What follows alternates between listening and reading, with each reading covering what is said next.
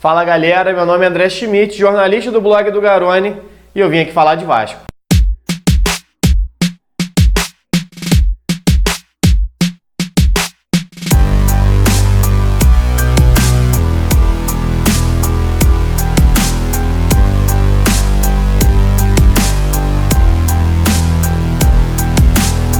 Bom, só se fala em uma coisa no Vasco hoje em dia. Quem será o novo camisa 9 do time que vai substituir Maxi Lopes? Diversos nomes vêm sendo especulados nas últimas semanas. Já fiz aqui a análise do Anangonó, um equatoriano que esteve perto de assinar com o Vasco. Parece que agora deu uma esfriada a negociação, mas vários jogadores vêm sendo oferecidos por empresários, principalmente jogadores do segundo escalão desse mercado sul-americano. Jogadores equatorianos, chilenos, venezuelanos, atletas que não têm mercado na Europa, mas vêm com bons olhos a ideia de atuar no Brasil. Porque por mais que o Vasco tenha dificuldades financeiras, para esses jogadores é interessante vir atuar no mercado mais forte, que é o caso do brasileiro, e que tem uma moeda mais forte, tem salários mais altos. É um mercado financeiramente mais interessante para esses jogadores.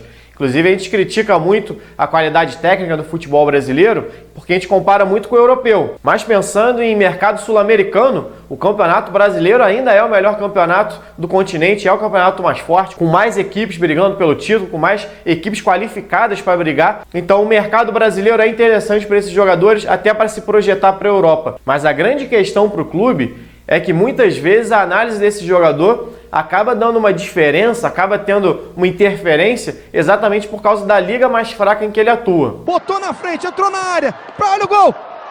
Perde! Perde! Ou seja, tem muito jogador que se destaca no Equador, na Venezuela, que quando chega no Brasil acaba não tendo o mesmo rendimento, ou pelo menos acaba não tendo os mesmos números que se esperavam. A gente pega, por exemplo, o Carlos Garcês, foi um dos últimos nomes agora especulados no Vasco, atacante equatoriano que atua pelo Delfim, que acabou sendo eliminado na segunda fase ali da pré-Libertadores nesse ano. Nos últimos 4 anos, ele marcou 75 gols, uma média de quase 19 por ano, uma ótima média de gols para um atacante. Só que desses 75 gols que ele fez, 27 foram atuando na segunda divisão do México.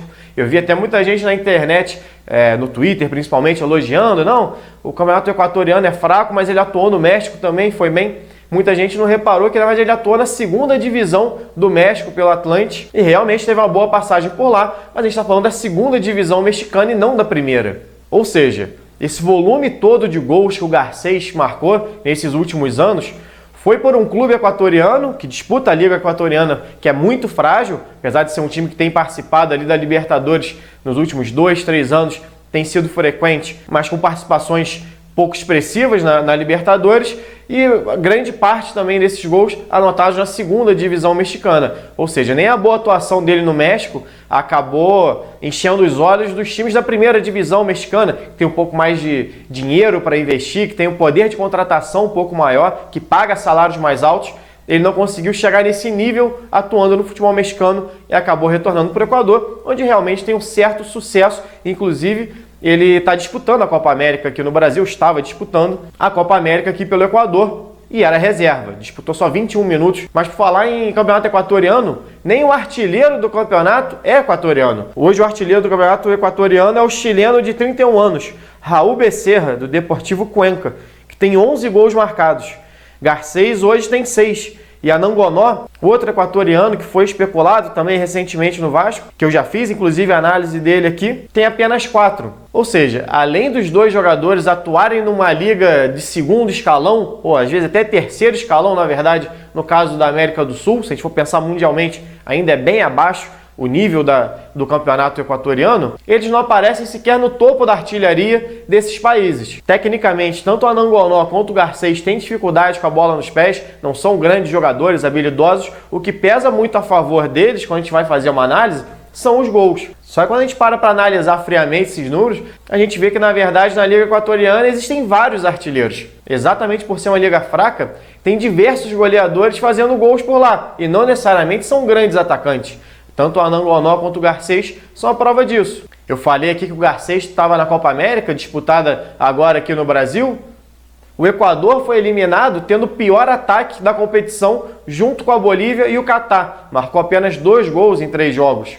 E mesmo tendo um dos piores ataques da competição, o Garcês foi reserva e praticamente não atuou no campeonato. Isso quer dizer que eles não podem render de jeito nenhum no Brasil, que eles não podem ter 5, 6 meses bons pelo Vasco? Não dá para afirmar isso, não dá para ver como vai ser a adaptação desses jogadores ao futebol brasileiro, como vai ser a adaptação deles no esquema tático. Talvez o Luxemburgo consiga montar um esquema onde esses jogadores precisam apenas finalizar, que é a grande característica dos dois jogadores, tanto do Garcês quanto do Anangonó, é o poder de finalização. São dois centroavantes muito fortes, grandes, que brigam bastante dentro da área, mas também não dá para afirmar que serão grandes reforços que vão chegar e ocupar essa vaga desse 9 hoje no Vasco. O que isso mostra é que é preciso ter cautela na hora de analisar esses jogadores que vêm de ligas inferiores, inclusive aqui no Brasil, como é o caso do Edson Cariús, que é outro jogador que vem sendo especulado no Vasco nos últimos dias. Cariús tem 19 gols no ano, em 23 jogos só disputados pelo Ferroviário do Ceará. Só que desses 19 gols, 10 foram pelo Cearense e 7 pela Série C do Campeonato Brasileiro. Série C que ele divide artilharia com Pipico, que já passou pelo Vasco e não deixou nenhuma saudade no clube. E que hoje, aos 34 anos, divide artilharia com Cariús, que tem 30. Então é muito complicado para a gente fazer uma avaliação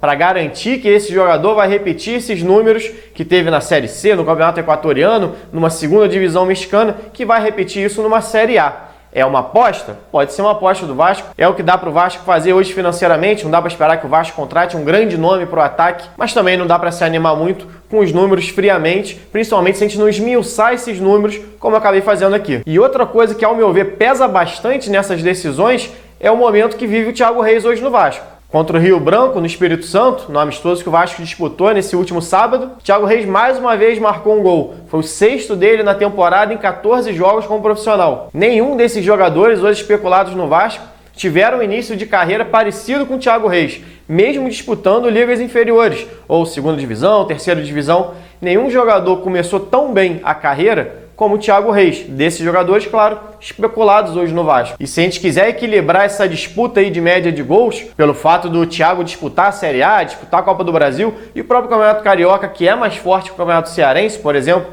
em relação à média do Cariús, e até se bobear no nível muito parecido com o Campeonato Equatoriano, o Thiago Reis, na verdade, já tem 15 gols na temporada em 1.455 minutos em campo. A gente está falando aqui de uma média de um gol a cada 97 minutos. Ou seja, uma partida ali com os acréscimos praticamente, uma média de um gol por jogo. Dos nomes especulados aqui, que eu já citei alguns, quem mais se aproxima desse número é o Cariús, que precisou de 1.935 minutos para marcar 19 vezes nessa temporada.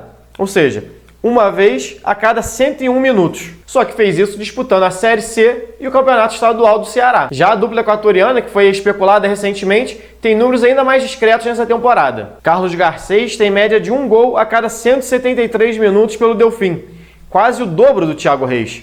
São 9 gols em 1.562 minutos em campo em 2019. Já a Anangonó, que fez 19 gols em 2018, esse ano tem apenas 4 em 16 jogos, tendo acumulado 1.047 minutos em campo, o que lhe dá uma média de um gol a cada 261 minutos nessa temporada, quase o triplo do Thiago. Ou seja, no mesmo tempo que a Anangonó faz um gol em 2019, Thiago Reis fez 3. Então o Vasco precisa ter muita calma na hora de analisar esses números, analisar esses jogadores, para não correr o risco de fazer o que fez já em anos anteriores, até no início dessa temporada, que é contratar um jogador, às vezes com um salário mais elevado, que chega com o status de reforço, de titular, e acaba terminando o ano no banco de reservas, com salário atrasado, e mais uma vez a base resolvendo, e mais para frente acabar sendo vendida para pagar o salário atrasado desse jogador que chegou, não rendeu e foi substituído exatamente pelo que o Vasco já tinha dentro do seu elenco. Resta saber agora o que o mercado ainda tem a oferecer para o Vasco